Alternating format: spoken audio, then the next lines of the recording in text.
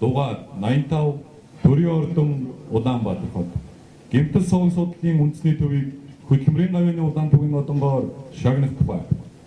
Энэ жил гэмтэл суваг судлалын үндэсний төв үүсгэн байгуулагдсны 55 жилийн ойн баяр тохиож байгаа. За гэмтлийн эмнэлгийнхээ анагаах ухааны орчин үеийн хөгжил, дэвшил, техник технологиг ашиглан 55 жилийн турш иргэдэд эрүүл мэндийн тусламж үйлчилгээг чанартай үзүүлж ирснийг төр инхүү үнэллээ.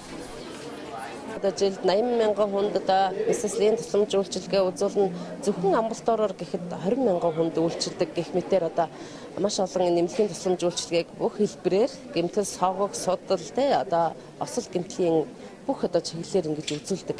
Гэмтэл суваг судлалын үндэсний төв нь 2018-аас 2023 он хүртэл хөгжлийн стратегийн бодлогын бичиг баримтаа боловсруулан олон улсад хүлээн зөвшөөрөгдсөн эмнэлэг болох эрхэм зорилгыг дэвшүүлэн ажиллаж байна.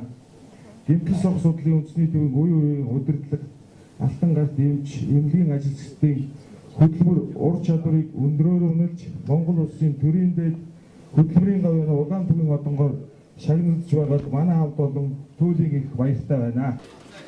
Гэмтэл суваг судлалын үндэсний төвөнд түүхэн ойгоо осол гэмтлээс урьдчилан сэргийлэх, гэмтэл суваг судлалын чиглэлээр сургалт, эрдэм шинжилгээ, инновац, олон улсын жижигт нийцсэн оншилгоо амжилгааг нэвтрүүлэн үйлчлүүлэгчид ээлтэй орчин бүрдүүлэн ажиллаж байгаа.